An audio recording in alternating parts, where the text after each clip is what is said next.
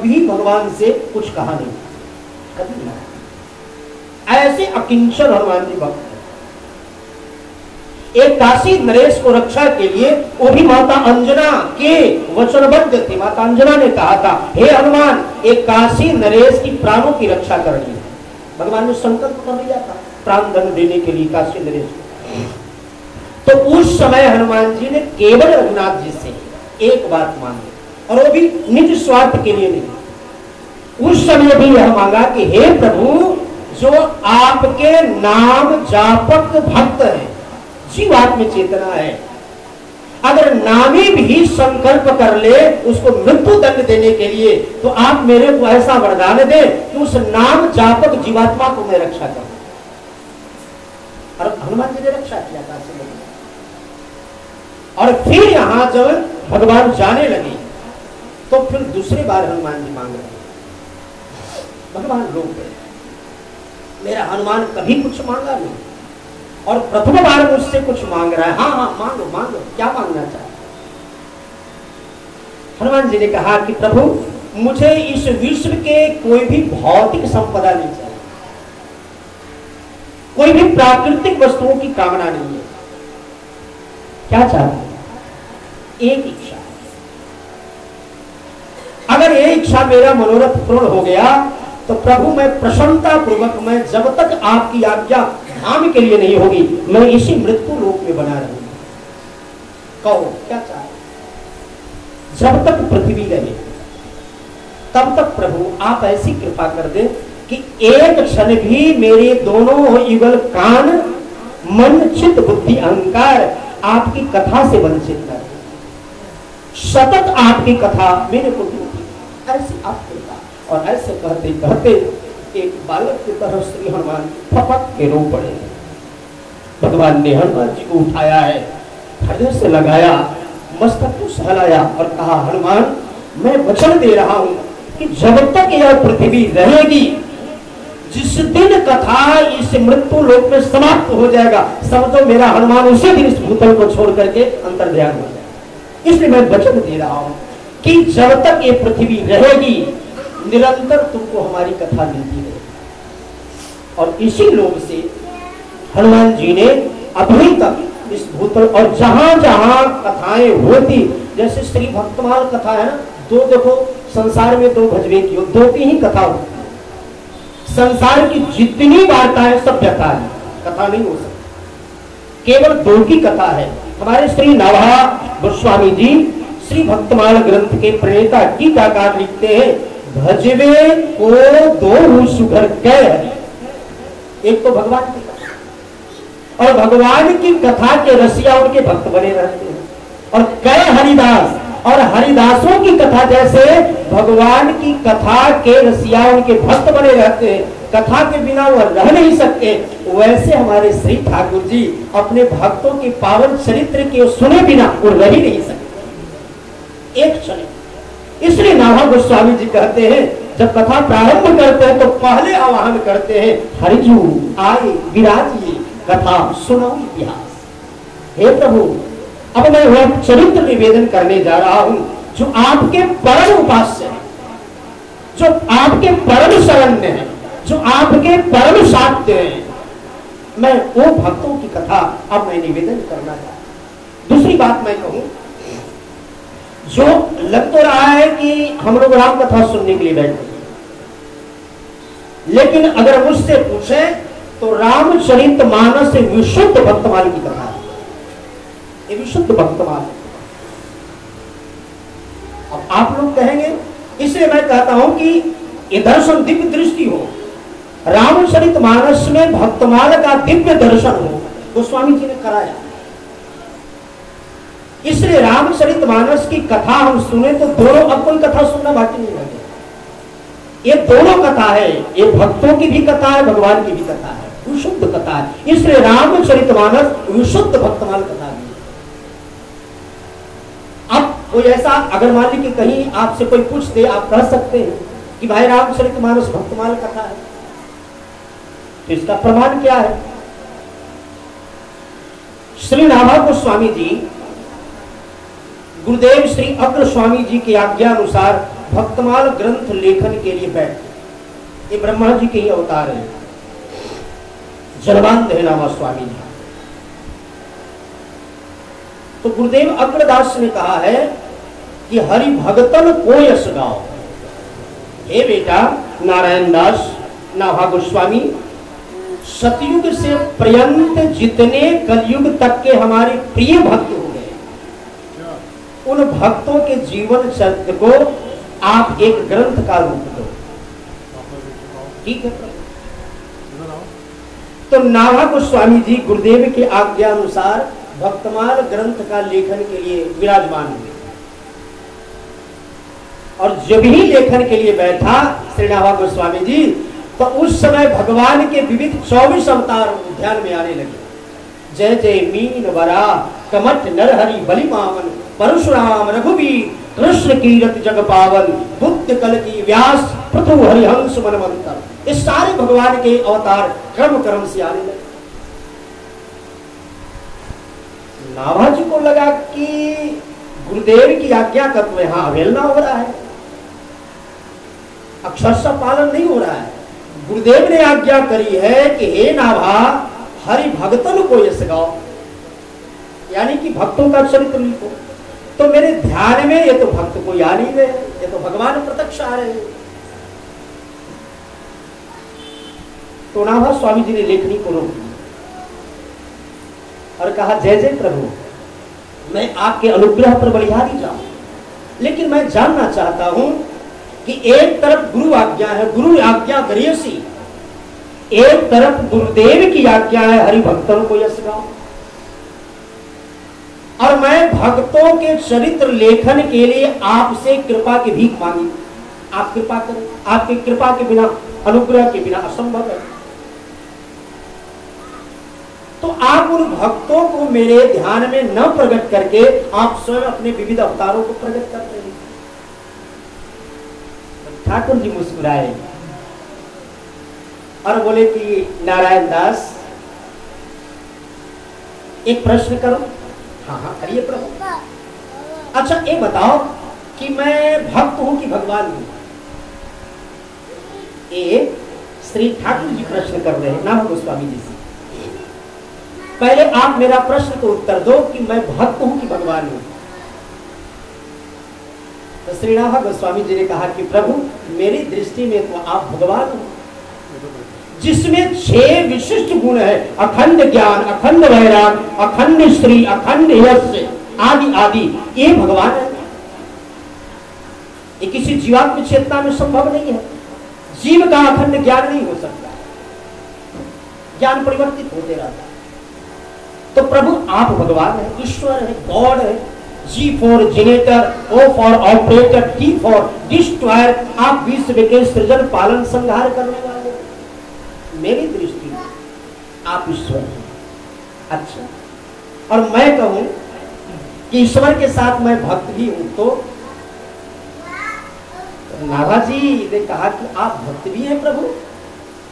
भक्त तो उसे कहते हैं कि उसका कोई आराध्य हो, उसका कोई शरण्य हो, उसका कोई इष्ट हो, जिसका वो भक्ति करे वो भक्त है। तो ठाकुर जी ने कहा कि नाभा जी मैं भगवान तो हूं अपने भक्तों के लिए, लेकिन भगवान के साथ साथ मैं भक्त भी हूं। अच्छा प्रभु, और इसीलिए मैं चाहता हूं कि जो आप गुरुदेव के आज्ञा अनुसार ये भक्तमाल ग्रंथ की रचना कर रहे हो, उसके शीर्ष में पहला मेरा ही नाम अंकित करो, भक्तों की श्रेणी में। आप भक्त हैं प्रभु? हाँ। अच्छा, तो आप भक्त हैं तो आप भी किसी की भक्ति तो करते ही होंगे, क्योंकि बिना भक्ति किए तो भक्त हो नहीं सकता है। हाँ, मैं भी भक्ति करता। अब जिज्ञासा बढ़ते गई ना भागवत। अच्छा, आप किसकी भक्ति करते हैं प्रभु? तो श्री ठाकुर जी ने कहा, हे नाभा जी, मेरे भक्ति तो मेरे भक्त लोग करते हैं और मैं अपने भक्तों की भक्ति करता हूं। जैसे मेरे भक्त लोग मेरे नाम का बिना जप किए उनको शांति नहीं मिलती, वैसे जब तक मैं अपने भक्तों का नाम जप नहीं करता हूं तब तक हमको भी शांति नहीं मिलती। पीछे पीछे हरि पीड़े कहत कबीर कबीर कबीर कबीर। आगे श्री बाबा कबीर सीताराम जप करते हुए जा रहे हैं और उसी भक्त कबीर के नाम का जप करते पीछे पीछे श्री ठाकुर जी जोड़ रहे हैं। हे नावा, जब तक मैं अपने भक्तों के नाम जप नहीं कर लेता तब तक मेरे को भी शांति नहीं मिलती।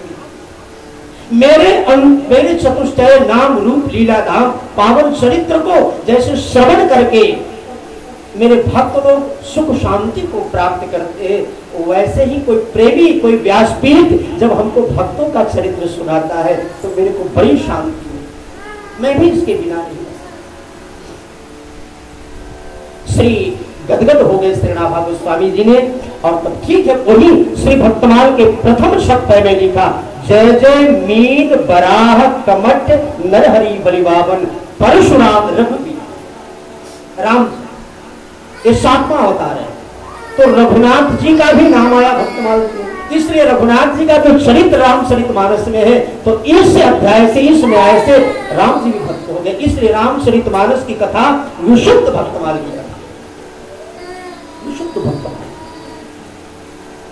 तो हम लोग अत्यंत भाग्यशाली है जो दोनों पावन चरित्र, श्री ठाकुर जी भगवान है हम सब भक्तों के लिए, और भक्तों के तो भक्त जो है वो भक्तों के वो परम भक्त हैं, इसलिए हम ठाकुर जी को भक्त के रूप में भी और भगवान के रूप में भी दोनों रूप में दर्शन करते हुए हम श्री रघुनाथ जी के पावन चरित्र को आज से श्रवण करें। तो मैं निवेदन कर रहा था कि श्री हनुमान जी कथा के बिना रह नहीं सकते। जब श्री गोस्वामी तुलसीदास जी को, बड़ी विस्तार चरित्र है गोस्वामी जी का, रामचरितमानस की एक पंक्ति में तो केवल ऊपर वाले पृष्ठ में थोड़ा केवल दर्शन कराया है श्री गोस्वामी तुलसीदास जी ने, लेकिन बहुत विस्तार चरित्र है गोस्वामी जी। ऐसे ऐसे रहस्य हैं, किस प्रदेश में गोस्वामी जी के द्वारा जो 12 महाकाव्य की रचना हुई है, हनुमान चालीसा, विनय पत्रिका, रामचरितमानस, वरदे रामायण, जानकी मंगल, पार्वती मंगल, इन ग्रंथों की रचना जिन जिन प्रवेश में गोस्वामी और ठाकुर जी स्वयं निमित्त बन बन के हनुमान जी श्री गोस्वामी जी से इन ग्रंथों की रचना कराई। तो आप सब जानते हैं कि एक प्रेत आत्मा के विशेष कृपा से गोस्वामी जी को भगवत दर्शन का मार्ग मिला, और एक प्रेत वही था जब वैराग्य लेकर श्री गोस्वामी पाद जगन्नाथपुरी की यात्रा कर रहे थे, मार्ग में एक दुबौली गांव था, और उसी दुबौली ग्राम में एक ब्राह्मण बालक ने गोस्वामी जी को बड़ा परेशान किया। तो ये भगवत कृपा से ही अचानक गोस्वामी जी के मुख से बन जा, अरे उद्यमी बालक जा तू पिशाच बन जा, और गोस्वामी जी का शब्द निकलना, वही ब्राह्मण बालक पिशाच बन करके वाराणसी में पीपल के वृक्ष पर निवास करता था। जब बहुत एक किया तो उद्धार के कारण भी गोस्वामी जी बने। तो गोस्वामी जी नित्य जब शौच से आते तो शेष जो जल बचता पात्र में उसको पीपल के वृक्ष पर डेरी में डाल दिया करते।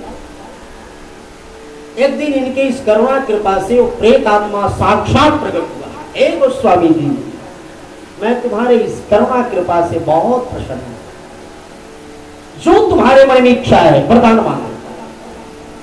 तो गोस्वामी जी ठठाकर हंसे, तुम मेरे को वरदान दोगे? हाँ, जो स्वयं कर्म बंधन में बंधे हो, प्रेत योनि में पड़े हो, कष्ट पा रहे हो, तो मुझे तुम वरदान दो। हाँ, आप जो भी मांगे। तो गोस्वामी जी ने कहा कि अगर देना चाहते हो तो हे प्रेतराज मुझे भगवान का दर्शन करो। मैं अपने इसी सर्व चक्षु से श्री सीताराम जी का दर्शन करना चाहता। प्रेत आत्मा ने कहा कि गोस्वामी जी वो दिव्य शक्ति मेरे अंदर तो नहीं है, लेकिन भगवान का दर्शन कैसे होगा इसका उपाय मैं बता रहा हूं। अवश्य दर्शन होगा, आपका मांग निरर्थक नहीं जाएगा, अवश्य दर्शन होगा, लेकिन दर्शन कैसे होगा इसका उपाय बता। इसलिए देखो, नित्य कथा, नित्य सत्संग के बिना जो न रहे। तो प्रेत आत्मा ने कहा कि इससे दक्षिण दिशा में एक दिव्य रमणीक स्थान, वहां नित्य कथा होती है और उस कथा में नित्य श्री हनुमान जी का आगमन होता है। एक दिन भी हनुमान जी नागा नहीं करते, ठीक समय से पहले आ जाते। तो स्वामी जी ने कहा कि वो लंबी चौड़ी भीड़ में कौन हनुमान जी होंगे, मेरे को कैसे खबर, क्या पहचान होगा, पहचान नहीं। 3 बजे से कथा अगर प्रारंभ की घोषणा वहां है तो तुम उस दिन 2 बजे चले जाना कथा स्थल पर, और जो कथा में सबसे पहले आ जाए, सबसे पहले उसको जहां जगह मिले, वो नहीं कि यहां बैठूं वहां बैठूं, जहां उसको लगे कि यहां मैं शांत, देखो इसलिए श्रोता को अपने स्थान का चुनाव प्रथम विधि कर लेना चाहिए, जहां से शांतिपूर्ण ढंग से। इसलिए कलिमल हरणी मंगल करणी तुलसी कथा रघुनाथ, भगवान की कथा चित्त में उसी का उतरती है जो अपना धरातल को निश्चित कर ले स्थान। हम कथा कहां से सुननी है, कैसे सुननी है। स्थूल शरीर से कथा नहीं सुनी जाती, स्थूल तो एक साधन है, कथा तो हमारा सूक्ष्म शरीर बैठ के सुनाता है, जिसका प्रधान मन है। तो प्रेत आत्मा ने कहा कि आप ठीक 2 बजे जाकर निरीक्षण करना कि सबसे पहले कौन आता है। ये उत्तम श्रोता का लक्षण है, जो सबसे पहले आकर शांति से अपना आसन ग्रहण करे। गोस्वामी पाद देखे कि एक बहुत रुग्ण अवस्था में शरीर से मवाद निकल रहे हैं, लठिया लिए हुए, जर्जर अवस्था में मैला दुपट्टा डाले हुए, और सीताराम सीताराम राम राम जपते हुए एक वयोवृद्ध युवक का प्रवेश। प्रेतराज ने कहा छेड़छाड़ मत करना बीच में। कब छेड़छाड़ करना है वो मैं सब सूत्र दे रहा हूं, तो बात बिगड़ जाएगी। गोस्वामी जी देखते रहे पूरा दृश्य को, और उसी समय वो कोई और नहीं बल्कि श्री हनुमान जी थे। हनुमान जी लठिया लिए हुए राम राम सीताराम राम राम सीता, आंख में समय छली अश्रुपात होता है, डूबे हुए हैं उसी रस में हनुमान जी, और लठिया लिए हुए राम राम सीताराम राम राम सीताराम एक स्थल पर आते गुरु भी प्रणाम मनी, प्रत्यक्ष टोक नहीं सकते थे, तो दूर से ही गोस्वामी जी को देख रहे थे और दूर से ही मानसिक प्रणाम। बैठ कथा विश्राम। प्रेतराज ने दूसरा सूचना दिया था कि जब सभी श्रोता चले जाए, भागा भागी नहीं, सभी श्रोता जब चले जाए तो सबसे अंत में जो कथा सुना उसका चिंतन करते, सुनना अलग बात है, और उस विषय को इसमें आत्मा वाले दृष्टव्य श्रोतव्य, ये प्रथम पड़ाव है। सुनने के बाद फिर मनतव्य, उसको मनन करे और आत्मा वाले दृष्टव्य, सार अपने अनुकूल सिद्धांत को जो जीवन में उतारे उसी में डूबा रहे और डूबते हुए जाए, ये उत्तम श्रोता। सुना फिर इधर से निकल गया नहीं, जो सुनने के बाद उसी में डूबा हुआ है, जो अंतःकरण में जो भरा है 3-4 घंटे में उसी में डूबा हुआ है, ये उत्तम श्रोता है। प्रेत आत्मा ने कहा कि कथा सुनने के बाद सभी श्रोता जब निकलते होंगे, सभी लोग तरह तरह के बात करेंगे, तो फिर मुझे सांसारिक वार्ता ये कानों में ना सुनाई पड़े। इतने धीरों तक जो विशुद्ध कानों से अंतःकरण में श्री ठाकुर जी के विशुद्ध कथा सुनने के बाद फिर ये कचरा मैं डालूं, इसलिए कोई सांसारिक लोगों से न मिले, कोई फिर इसमें कचरा न जाए, इसलिए चिंतन करते हुए राम राम सीताराम सब जब निकल जाए तो फिर वो निकले, रुग्ण शरीर होगा और एकांत में पा करके आप चरणों को पकड़ लेंगे।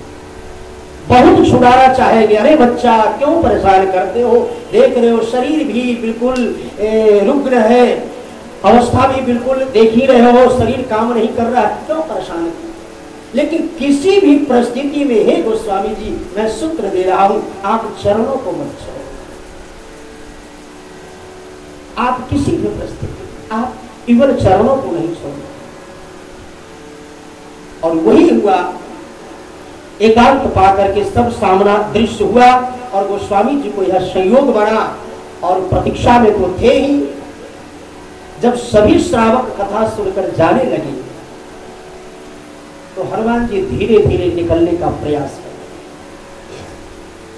एकांत जब जंगल में गए, इन दोनों जो काशी में अभी जो संकट मोचन जी, ये वही हनुमान जी। तो जब एकांत में गए घनघोर जंगल में, तो गोस्वामी पाद ने जाकर के श्री हनुमान जी के युगल चरणों को पकड़ लिया, गिर गए, अष्टांग प्रणाम उच्चते। अरे बच्चा छोड़ो छोड़ो, क्यों परेशान करते हो? नहीं बाबा, मैं गुरुदेव आपको जान गया। और जब बहुत ही प्रयास किया फिर भी नहीं छुड़ा पाए, तो सत्य श्री हनुमान जी प्रकट हुए। बोलिए श्री हनुमान जी महाराज, मांगो मांगो बच्चा, मैं तुमसे प्रसन्न हूं तुम्हारी निष्ठा से। दोनों युगल नेत्रों से गोस्वामी पाद ने अपने गुरुदेव श्री हनुमान जी के युगल चरणों को प्रक्षालन कर दिया, उठाकर हृदय से लगाया। तुलसीदास उस समय राम बोला कह रहा है, उस समय राम बोला बचपन का इनका नाम हुआ। और श्री नरहरियानंद जी के द्वारा चित्रकूट में फिर श्री अयोध्यापुरी में आकर पंच संस्कार हुआ। तो राम बोला को फिर जो पंच संस्कार में एक नाम मिलता है तो तुलसीदास नाम पड़ा। तो उन दिनों श्री गोस्वामी पाद को दीक्षा संस्कार हो गया। 5-6 वर्ष की अवस्था में भगवान शिव ने अपनाया और श्री नरहरियानंद ने 2 वर्षों तक तो माता पार्वती का पालन पोषण किया, पायस पवाई, खीर पवाई। फिर श्री जगतगुरु रामानंदाचार्य भगवान के प्रधान आनंदानंद जी के प्रधान शिष्य थे श्री नरहरियानंद जी, चित्रकूट में रहते थे, उन्होंने अपनाया। और वही गुरुदेव ने शूकर क्षेत्र में 5 वर्षों तक गोस्वामी जी को रामचरितमानस का पाठ पढ़ाया, कथा जो शूकर की 5 वर्षों तक। उस समय सब संस्कृत भाषा में था। हनुमान जी से कहा गोस्वामी पाद ने कि गुरुदेव, दुनिया को मैं देख चुका, अब लो नसानी अब ना नसनी, राम कृपा भवभूषा सिरानी, जागे अब ना नसनी। अब जग चुका हूं, अब मेरे को दुनिया में जाने की इच्छा नहीं। संसार को बहुत बढ़िया से मैंने देखा, बहुत करीब से देखा। धन्य है वो देवी रत्नावली, मैं प्रणाम करता हूं। वो मेरी भार्या ही केवल नहीं, वो मेरी सदगुरु थी, जो मेरे चर्म चक्षु को खोल करके आज जग से हटाकर जगदीश के मार्ग में लगाया। मैं प्रणाम करता हूं देवी को। इसलिए हे गुरुदेव, अब मैं इस चर्म चक्षु से ठाकुर जी को दर्शन करना चाहता हूं। हनुमान जी ने कहा वो चित्रकूट चलो, अब चित्रकूट ही चलो। और उसी चित्रकूट में एक बार नहीं कई बार राम दरबार का भी दर्शन हुआ, युगल रूपों में दर्शन हुआ। वही चित्रकूट में श्री ठाकुर जी ने, राम लक्ष्मण दोनों भैया ने बिल्कुल छोटे अवस्था में आकर के करीब 1 महीना तक गोस्वामी जी से नित्य 4 पदों की रचना करवाई।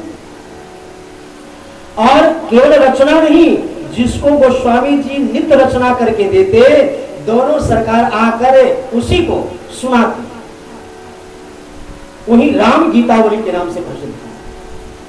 आज गीता प्रेस से आज वो राम गीतावली नहीं, गीतावली का ये श्री ठाकुर जी प्रत्यक्ष गोस्वामी जी से रचना करवाए ग्रंथ। नित्य आकर के ठाकुर जी, क्योंकि ठाकुर जी ने कहा था कि बाबा मेरे को नित्य 4 पद चाहिए।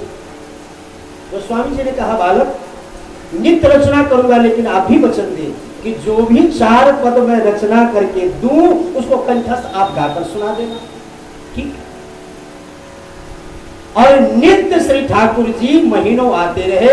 जब संपूर्ण ग्रंथ की रचना हो गई तो अंतर ध्यान हो गया। तब हनुमान जी ने कहा तुलसीदास पहचाने नहीं गुरुदेव। 1 महीनों तक आकर जो ये नित्य पदों को ले जाते थे, सुनाते थे, ये अपने विविध लीलाओं की तुम्हारे द्वारा रचना करवा रहे थे, कोई और नहीं बल्कि तो दोनों भैया राम लक्ष्मण। इस ग्रंथ का नाम होगा, अब एक जगह इसको संग्रह कीजिए, और इस ग्रंथ का नाम होगा राम गीतावली। इसमें भगवान के जो इस रामावतार में 5 लीलाएं हुई, एक 5 लीलाओं का वर्णन है। इसलिए आपसे भगवान स्वयं आकर अपने विविध 5 लीलाओं की रचना करा। गुरुदेव मैं तो पहचान नहीं पाया। फिर राम दरबार की दर्शन कराए हनुमान जी। पुनः चित्रकूट के श्री मंदाकिनी जी के तट पर, चित्रकूट के घाट पर, और उसी चित्रकूट घाट पर नित्य श्री गोस्वामी जी चंदन घिसते, तिलक देते रघुवीर, तिलक देते रघुवीर। तो श्री ठाकुर जी को केवल गोस्वामी जी तिलक नहीं दिया, बल्कि श्री तिलक देते रघुवीर, दीप देहरी से दोनों तरफ है। तिलक देते रघुवीर, गोस्वामी जी ने रघुनाथ जी को तिलक लगाया, और रघुनाथ जी की गोस्वामी जी को तिलक लगा करके पूरा ब्रह्मांड को तिलक मोर बना दिया। श्री ठाकुर जी ने गोस्वामी जी को भी तिलक। हनुमान जी ने कहा कि तुलसीदास तुम्हारा मनोरथ तो पूर्ण हुआ। हाँ गुरुदेव, अब मेरा मनोरथ पूर्ण करो, एक गुरु दक्षिणा दो। आपका क्या मनोरथ है? बोले मेरा मनोरथ यही है कि अभी तक संस्कृत भाषा में भगवान शिव के द्वारा भी शतकोटि रामायणम, हमारे परम आराध्य श्री रघुनाथ जी के पावन चरित्र संस्कृत भाषा में अनेकों ग्रंथों में वर्णित है, और आगे घोर कलयुग आने वाला है। संस्कृत भाषा को न समझने वाले न समझाने वाले प्राय ऐसे विज्ञ होंगे। जब लोप होगा तो कथा भी लुप्त हो जाएगी। इसलिए मैं कथा के ही लोभ से भगवत धाम नहीं गया ठाकुर जी के साथ। कथा निरंतर मिलती रहे, इसके लिए तुम्हें एक कार्य करना। क्या कार्य करना है? एक तो आगम निगम पुराण, और मेरे द्वारा हनुमान नाटक नाम के एक वज्र तूल नट से शिलापट पर भगवान का पावन चरित्र का लेखन हुआ है। पूर्व में जब आप महर्षि वाल्मीकि के रूप में रहे, तो जब मैं ठाकुर जी की आज्ञा अनुसार अपने द्वारा वह रचित भगवान का दिव्य चरित्र को शिलापट जब दर्शन कराने ले गया, तो आपने ही उन शिलाओं को समुद्र में डुबा दिया था। हाँ, मेरे को स्मरण है। उस समय मैंने आपको कहा था कि हे महर्षि वाल्मीकि, इस समय तो चूंकि आपके द्वारा श्रीमद् वाल्मीकि रामायण की रचना हो चुकी है, जिसको पंचम वेद की संज्ञा प्राप्त है, इसकी महिमा गौर न हो, इसलिए आपके आज्ञानुसार अपने द्वारा प्रतिपादित लिखित रचित इस हनुमान नाटक ग्रंथ को मैं समुद्र में डुबा रहा हूं। लेकिन पुनः इस ग्रंथ को उद्धार करने के लिए एक बार फिर कलयुग में आपको मनुष्य शरीर धारण करके हे महर्षि वाल्मीकि गोस्वामी तुलसीदास के रूप में आना पड़ेगा। आप आ गए? हाँ। तो उस बात को स्मरण करके सभी भगवान शिव के द्वारा आगम निगम पुराण, हनुमान नाटक, विविध सबको सांगोपांग अध्ययन करके और एक सरल ग्राम्य भाषा में आप रामचरितमानस की रचना,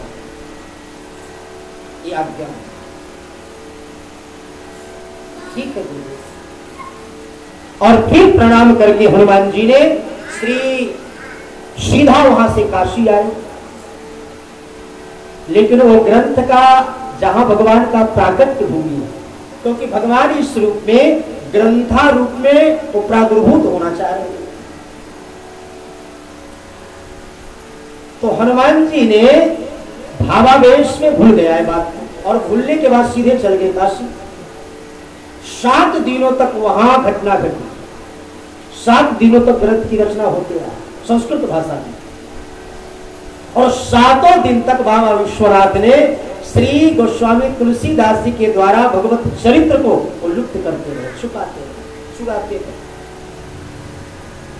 अब गोस्वामी तुलसीदास जी को आज समझो कि गुरुदेव हनुमान जी ने आज्ञा किया है, उनकी आज्ञा अनुसार मैं रचना कर रहा हूं, लेकिन हनुमान जी ने तो सरल ग्राम्य भाषा में कहा था, और गोस्वामी जी फूल ने यह भी घटना को भगवान की लीला प्रत्येक कार्य में समाहित है।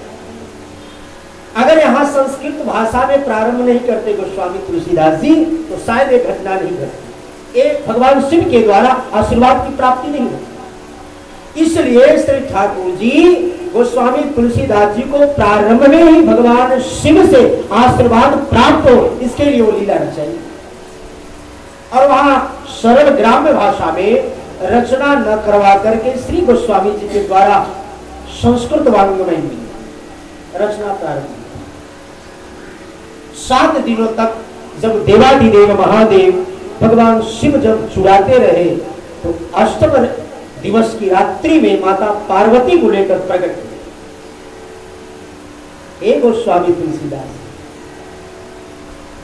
जिस ग्रंथ की आप रचना करने जा रहे हो, ये भगवान का एक अवतार हो रहा है, ये अवतार ग्रंथ, और इस ग्रंथ का अवतार भगवान के प्राकट्य भूमि सतयुग जहां त्रेता में हुआ था, उसी प्राकट्य भूमि अवध की वही ग्रंथ प्रकट होगा। इसलिए यहां विघ्न बाधाएं आ रही हैं, आप अपने मार्ग को भूल गए हैं। दूसरी बात की संस्कृत भाषा में आप जो रचना कर रहे हैं, संस्कृत भाषा में नहीं रहे, संस्कृत भाषा में तो अनेकों ग्रंथों में पूरा भरा पड़ा है भगवान का पावन चरित्र। आप सरल ग्राम्य भाषा में रचना करें। मैं आशीर्वाद देता हूं, यही आशीर्वाद की लीला रचाई। मैं आपको आशीर्वाद दे रहा हूं। शायद आपके मन में संदेह होगा कि मैं सरल लोक भाषा में रचना करूं, पता नहीं मान्यता हो, लोग समादर करें, निधि ध्यासन करें, पता नहीं इस ग्रंथ को उपेक्षा करें, लोग किस रूप से इसको दर्शन करें। इसलिए भगवान शिव प्रत्यक्ष प्रकट होकर कहा, हे गोस्वामी तुलसीदास, मैं आशीर्वाद दे रहा हूं कि यह सामवेद की तरह, जैसे सामवेद की ऋचाएं को सभी लोग समादर करते हैं, जो चतुष्टय वेद है उसमें सामवेद एक अपने आप में प्रतिष्ठित ये वेद है, उसी प्रकार से सामवेद के ऋचाओं की तरह आपके रामचरितमानस का विश्वमय गान होगा। इतने गान होगा कि शायद किसी ग्रंथ का इतना गान होगा, घर घर में गान होगा, जन जन में गान होगा, कण कण में गान होगा। ये मैं आशीर्वाद दे रहा हूं। और यही आशीर्वाद प्राप्त करके और फिर आप श्री अयोध्यापुरी आए। और अयोध्यापुरी में उन दिनों, आज जब अयोध्या में आप जाए तो हनुमानगढ़ी के समीप ही राम चौरा है, तुलसी स्मारक। आज वो तुलसी स्मारक के नाम से जहां आज भी रामलीला होती है। उन दिनों